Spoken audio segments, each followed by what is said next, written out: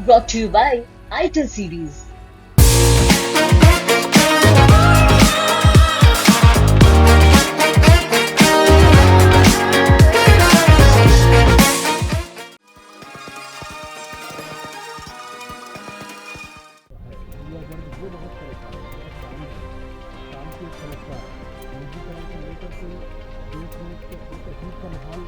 के अंदर उनको काम तो नहीं मिल रहा, काम के नाम पर पूजा तो कर रहा है, लेकिन वास्तविकता में रोजगार की जितनी बड़ी गड़बड़। देश के अंदर लगभग 13 लाख से ज़्यादा सरकारी पद वो खाली पड़े हुए हैं जिनमें लोग नौकरियां कर चुके हैं, वो पद खाली है, सरकारी भर नहीं रही है और पूरे निजीकरण के नाम पर संविदा की राजनीति और संविदा पर लोगों यहाँ पर सबसे बड़ा मुद्दा रोजगार, क्योंकि यहाँ से काफ़ी लोग गांव से पलायन करते हैं शहरों में रोजगार के लिए। तो अगर देखा जाए तो यहाँ पर जो एक उद्योग स्थापित हो, कारखाने लगें और रोजगार यहाँ के युवाओं को पर्याप्त मात्रा में मिल सके। यहाँ के युवा जो चाहते हैं कि हमको यहाँ पर रोजगार मिले। नमस्कार, आप देख रहे हैं यूपी तक। इस समय पूरे देश में लोकसभा चुनाव की सरगर्मियां तेज हो चुकी हैं। उसी क्रम में बांदा चित्रकूट लोकसभा क्षेत्र से समाजवादी पार्टी ने अपने प्रत्याशी घोषित कर दिया, जो पूर्व मंत्री शिवशंकर सिंह पटेल है। उसी क्रम में बांदा में इस समय क्या सियासी समीकरण है, क्या समीकरण में क्या कौन सी जातियां किधर जाएंगी, क्या मुद्दे हैं, क्या इस समय यहाँ सरगर्मियाँ चल रही हैं। मेरे साथ यहाँ जनपद के कुछ पत्रकार साथी मौजूद हैं। आइए मैं उनसे पूछता हूँ कि क्या इस समय यहाँ की क्या परिस्थितियाँ हैं। क्या नाम है? आनंद नाम मेरा। अच्छा, इस समय जिले में क्या सरगर्मियाँ चल रही हैं? देखिए, लोकसभा का चुनाव अब बस कुछ ही महीने हैं और समाजवादी पार्टी ने शिवशंकर पटेल को अपना प्रत्याशी बनाया है। तो वहीं जो अन्य पार्टियां हैं वो भी लोकसभा चुनाव की तैयारियां कर रही हैं। गांव-गांव जाकर चौपाल पार्टियों के जो लोग हैं वो कर रहे हैं और जो मतदाता हैं उनको अब रिझाने का काम भी जो प्रत्याशी हैं जिनको लगता है कि हम अपनी पार्टी से टिकट पा जाएंगे, वो उनको लुभाने के लिए भी उनके घरों तक पहुँच रहे हैं, अपनी जो हैं बातें उनके सामने रख रहे हैं। जो उनकी समस्याएं हैं, मूलभूत जो यहाँ की समस्याएं हैं, उनको भी निस्तारित करने की बात कर रहे हैं कि अगर हम यहाँ से चुनाव जीतते हैं तो उनकी समस्याओं को प्रमुखता से लेंगे और उनकी समस्याओं का निस्तारण करेंगे। जनता का मूड इस समय क्या है? देखिए, जनता का जो मूड है वो जो या यूँ कहें कि हमेशा जो मूड रहता है, जनता को क्या चाहिए? जनता को चाहिए कि उनके यहाँ की जो समस्याएँ हैं, जो मूलभूत सड़क, बिजली, पानी आदि जो समस्याएं हैं उनको निस्तारित किया जाए। ऐसा कोई नेता उनके बीच में आए जो उनकी समस्याओं को सुने और प्राथमिकता दे और उन समस्याओं का निस्तारण हो। इस सरकार ने जो वर्तमान में है, बुंदेलखंड की अगर बात करें तो यहाँ पर पहले की अपेक्षा अब काफ़ी सुधार हुआ है। जैसे सड़क है, बिजली है, पानी है, इन सब चीज़ों पर काम किया गया है। जल जीवन मिशन के तहत यहाँ पर जो पानी की समस्या थी, यहाँ पर हर घर जल नल योजना चल रही है और अब गांव-गांव तक, घरों तक पानी पहुँचाने का काम किया जा रहा है। सड़कों का जो जाल है वह भी बिछ चुका है और कहें तो राम मंदिर इंस्पेक्टर का क्या असर? हाँ, राम मंदिर का भी इस चुनाव में असर देखने को मिलेगा, क्योंकि राम मंदिर को लेकर जिस तरीके से बीजेपी ने 2019 में घोषणा की थी कि हम सरकार बनाएंगे तो राम मंदिर को बनवाएंगे, तो 2024 का चुनाव है, इसके पहले राम मंदिर बन गया। श्री राम की जो मूर्ति है उसको भी स्थापित कर दिया गया और इस समय अगर आप कहीं भी जाएं तो राम के नाम की चर्चा हो रही है और इसका फायदा इस बार जरूर बीजेपी को मिलेगा। क्या नाम है आपका? सत्येंद्र श्रीवास्तव। अच्छा, इस समय क्या परिस्थितियाँ हैं बांदा में? परिस्थितियाँ चाहे जो भी हो, मंदिर मुद्दा जो होगा लगभग मेरे ख्याल से 80% तो उसका फैक्ट रहेगा। जो भी देगा राम के नाम पे इनका चलेगा सब कुछ। इसके अलावा जाति धर्म में राम के नाम पे, जाति धर्म के नाम पे रहेगा। और मुद्दे क्या क्या रहेंगे? मुद्दे जनता के मुद्दे क्या रहेंगे? बुंदेलखंड के जो मतलब अपने जिले के जो मुद्दे हैं, जैसे यहाँ पे अपने यहाँ बेरोजगारी है, पलायन है, उद्योग धंधे नहीं है, अगर इन पे थोड़ा सा सरकार ध्यान दे ले तो ज़्यादा ठीक रहेगा। यही मुद्दे रहेंगे। क्या नाम है आपका? बसंत गुप्ता नाम है। अच्छा, क्या परिस्थितियाँ हैं इस समय, क्या मुद्दे रहेंगे? जनता किन मुद्दों को लेकर चुनाव लड़ेगी, कुछ ऐसा क्या है?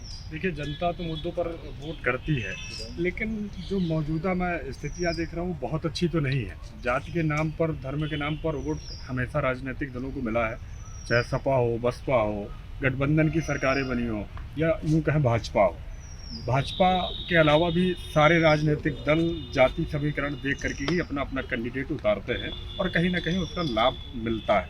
लेकिन मौजूदा समय कहीं ना कहीं राम मंदिर का इफेक्ट भाजपा को फ़ायदा तो मिलने वाला है, लेकिन वही जो युवा वर्ग वो बहुत परेशान है, उनके पास काम नहीं है, काम की एक समस्या है। निजीकरण को लेकर के देश में एक अजीब सा माहौल यूथ के अंदर है, उनको काम तो नहीं मिल रहा। राम के नाम पर पूजा तो वो कर रहा है, लेकिन वास्तविकता में रोजगार की स्थितियाँ बड़ी गड़बड़ है।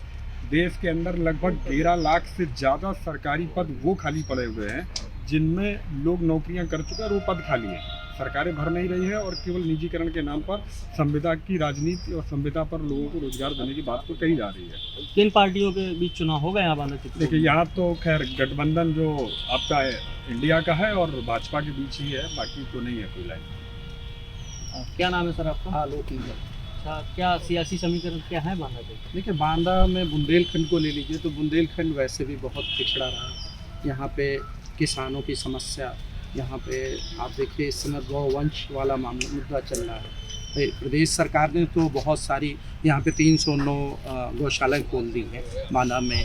चित्रकूट को मिलाया जाए तो करीब हो गई 400 हो गई। लेकिन आप देखिए बजट तो आता है लेकिन बजट साफ़ हो जाता है। अब मुद्दे क्या है कि यहाँ पे पार्टियाँ देखिए जातिगत आधार पे देखा जाए तो दलित हैं, दलित का नंबर 1 पे है। लेकिन चूंकि देखिए बीएसपी का लगभग खाता खुल नहीं रहा और किसी में है नहीं, तो सपा और आपका बीजेपी पे ही जाएगा। तो अब देखिए सपा ने क्या किया है कि कुर्मी पटेल को डिक्लेयर कर दिया है कैंडिडेट को। तो अब देखिए इसमें या तो ब्राह्मण आता है या बीजेपी में, और यही आधार पे चलेगा। लेकिन अभी कुछ नीति ये भी चल रही है कि अपने परिवार के लोगों की टिकट की दावेदारी चल रही है कि हम इसको करें, ये करा जाए। तो ये मुद्दे हैं। और जनता के मुद्दे क्या रहेंगे? जनता के मुद्दे तो वही है, रोजगार है नहीं, यहाँ पे इंडस्ट्री है नहीं, उद्योग शून्य है, और इसका फ़ायदा हर पार्टी उठाती है। मतलब हमेशा इस पे वो वोट तो ले लेती है, इसके बाद कहेगी हम इंडस्ट्री लगवाएंगे, वो करेंगे। आप देखिए यहाँ पे एक्सप्रेस वे भी दे दिया गया, लेकिन आज तक किसी ने इंडस्ट्री नहीं लगाई। क्या नाम है आपका? मनीष। अच्छा, क्या इस समय मुद्दे क्या रहेंगे? सियासी समीकरण कैसे हैं? बात अगर मुद्दे की करें तो सबसे बड़ा मुद्दा, जैसे हमारे पत्रकार साथी आलोक जी ने बताया कि यहाँ पर सबसे बड़ा मुद्दा रोजगार है, क्योंकि यहाँ से काफ़ी लोग गांव से पलायन करते हैं शहरों में रोजगार के लिए। तो अगर देखा जाए तो यहाँ पर जो एक उद्योग स्थापित हो, कारखाने लगें और रोजगार यहाँ के युवाओं को पर्याप्त मात्रा में मिल सके। यहाँ के युवा जो चाहते हैं कि हमको यहाँ पर रोजगार मिले। बुंदेलखंड देखिए, तो अगर बुंदेलखंड के बारे में अगर बात करें तो बुंदेलखंड एक बहुत पिछड़ा हुआ क्षेत्र है, और यहाँ पर सबसे बड़ी समस्या अगर गांव के लेवल पे बात करें तो यहाँ पर किसान कृषि को लेकर समस्याएं हैं और जल को ले पानी के। लेकिन जिस तरीके से सरकार ने हर घर हर नल जो योजना शुरू की है, उससे हर घर तक उन्होंने नल से पानी पहुँचाने का काम किया है। तो देखा जाए तो कुछ हद तक काम। इस जाति का वोट किधर जाएगा, इसका कुछ अनुमान है? जाति क्या सबसे बड़ा बात है, इसमें जो जात की बात हम नहीं कर सकते, क्योंकि यहाँ पर इस समय राम मंदिर जिस तरीके से प्राण प्रतिष्ठा हमारे प्रधानमंत्री जी ने कराया, उसके बाद से प्रभाव पड़ेगा इसका? बहुत बड़ा प्रभाव पड़ेगा। मेरे ख्याल में इस लोकसभा चुनाव में 450 प्लस सीटें पार करेंगे। क्या नाम है आपका? राजनारायण। अच्छा, क्या लोकल के क्या मुद्दे रहेंगे इस बार चुनाव में? देखिए, मुद्दों पर आधारित राजनीति अगर बात करें तो उत्तर प्रदेश और बिहार में तो होती ही नहीं। यहाँ पर सिर्फ जाति पर आधारित राजनीति होती है, मुद्दे यहाँ पर पीछे छूट जाते हैं। हाँ, अगर बात हम इस जाति का रुझान किधर रहेगा? जातियों की आप बात कर रहे हैं तो निश्चित तौर पर जातियाँ सबसे पहले देखती हैं कि उनकी जाति का कैंडिडेट किस पार्टी से आया। तो अभी तो सपा ने ही अपना कैंडिडेट घोषित किया है, अन्य दल अभी कैंडिडेटों की खोज में लगे हुए हैं। लेकिन चूँकि ये अभी जो राम मंदिर का शिलान्यास हुआ है, इसके बाद से एक चीज़ तो है कि एक ऐसा वर्ग है जिसका ध्रुवीकरण स्पष्ट रूप से भाजपा की तरफ हुआ है। उस वर्ग को इस चीज़ से मतलब नहीं है कि टिकट किसको मिल रहा है, बस उसे ये मतलब है कि उनका राम मंदिर बन गया है और ये राम मंदिर भाजपा ने बनाया है। ये कोर्ट के आदेश से बना है या कैसे बना है ये मैटर नहीं करता है। हाँ, उनकी समझ में इसको भाजपा ने बनाया है और नरेंद्र मोदी ने बनाया है, योगी ने बनाया है, तो निश्चित तौर पर इसका लाभ भाजपा को मिल रहा है और वो मिलेगा। बाकी जब सारे टिकट घोषित हो जाएंगे तो जिन जातियों से कैंडिडेट होंगे तो निश्चित तौर पर वो जातियां उसी तरफ ज़्यादा जाएंगी। तो राम मंदिर का एक मुद्दा है जो प्लस है, बाकी बेरोज़गारी है, पलायन है और अन्ना पशु हैं, किसानों की समस्याएं हैं, ये सब कुछ इन चीज़ों के सामने छोटा हो जाता है जब जातीय समीकरणों की सारी चीज़ें लोग भूल जाते हैं, सारे रिश्ते नाते भूल जाते हैं, सारे संबंध भूल जाते हैं, सिर्फ जाति पर आधारित राजनीति करते हैं। अच्छा, क्या नाम है आपका? मेरा नाम दानिश सईद है। अच्छा, क्या इस बार क्या यहाँ देखने को मिलेगा? देखिए, मोदी सरकार की जितनी भी योजनाएं उनका जो भी है, सब जो भी उनको मिल रहा है, सभी वर्गों को मिल रहा है फ़ायदा। लेकिन अगर वहीं दूसरी तरफ देखा जाए तो बेरोजगारी हो गया, पलायन हो गया, ये सब बड़े मुद्दे हैं। अच्छा, आपकी जाति का वोट किस तरह रुझान क्या है? देखिए, अभी तक जो पब्लिक से रुझान आ रहे हैं वो गठबंधन की तरफ ही आ रहे हैं, क्योंकि जिस तरह से देखा जा रहा है कि बेरोजगारी अगर है तो चरम सीमा पर है ये, और लगभग ये मान के चलिए कि अगर यहाँ उद्योग नहीं लगते हैं तो सभी वैसे ही निम्न वर्ग में ही जो लोग जिस स्थिति में उसी स्थिति में रह जाएंगे अगर उद्योग नहीं लगेंगे तो इससे यही लगता है कि जो है सभी, अगर मुस्लिम देखा जाए तो गठबंधन की तरफ ही जाएंगे। क्या नाम है आपका? अच्छा, इस समय पार्टी पॉलिटिक्स और सियासी समीकरण क्या है अपने बांदा चित्रकूट में? पार्टी को देखा जाए तो अपने सधा हुआ रहता है। अब भाजपा तलाश करेगी कि किसको करा जाए। जातीय समीकरण का भी यहाँ बुंदेलखंड में बहुत ज़्यादा प्रभाव दिखाई देता है। अगर पूर्व में अभी तक देखा जाए तो जो लोकसभा में चुनाव जीते उनमें या तो पटेल रहा या तो ब्राह्मण रहा, दो जातियों पर ही लोकसभा यहाँ की ज़्यादातर टिकी रही। तो देखिए आने वाले समय में जनता के मुद्दे क्या रहेंगे? जनता का मुद्दा तो यही है बेरोजगारी, रोजगार नहीं है यहाँ, किसी तरह कोई पलायन है। राम मंदिर का इम्पैक्ट पड़ेगा? राम मंदिर का इम्पैक्ट पड़ना चाहिए। ये कहा जाए कि नहीं पूरी तरह से राम मंदिर पर रोक पड़ेगा तो ये कहना गलत होगा, लेकिन पड़ेगा। क्या नाम है सर आपका? अच्छा, तो क्या इस समय क्या पॉलिटिक्स और जनता सियासी समीकरण क्या है यहाँ पे? सियासी समीकरण की बात करें तो अभी तक समाजवादी पार्टी ने ही अपना प्रत्याशी घोषित किया है। शिवशंकर पटेल को प्रत्याशी बनाया गया है, जो पूर्व में मंत्री भी रह चुके हैं और पटेल बिरादरी में अच्छा प्रभाव रखते हैं।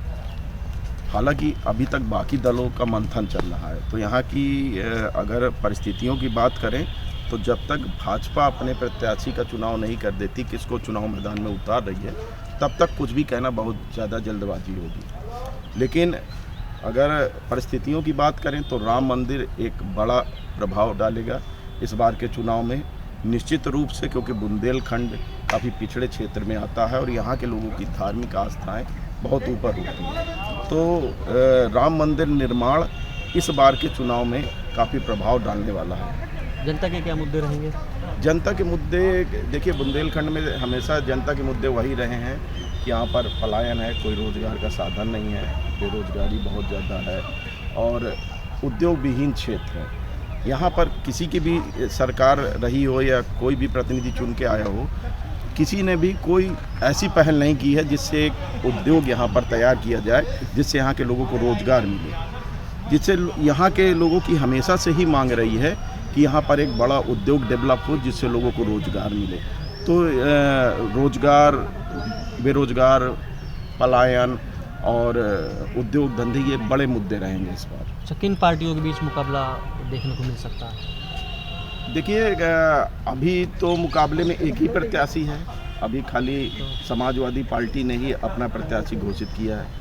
अब कौन से लोग आते हैं इसके बाद वो परिस्थितियां बनेंगी, लेकिन अभी तक का जो माहौल है, अगर भाजपा से जैसे वर्तमान में पटेल प्रत्याशी थे, आर.के. पटेल सांसद हैं, ठीक है, और उन्होंने भी पटेल प्रत्याशी को लड़ा दिया, तो अगर इन्हीं को रिपीट कर देती हैं तब तो बड़ा दिलचस्प मुकाबला होगा।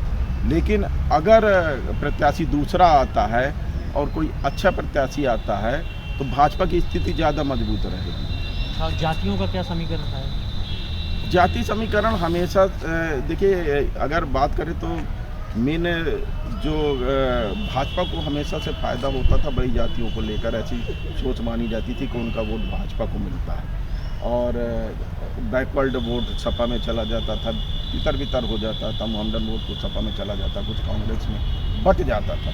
लेकिन अब इस बार क्या माहौल बनता है, कहाँ राम मंदिर कितना प्रभाव डालता है, ये आने वाला समय बताएगा। अभी इसमें कुछ भी कहना जल्दबाजी है।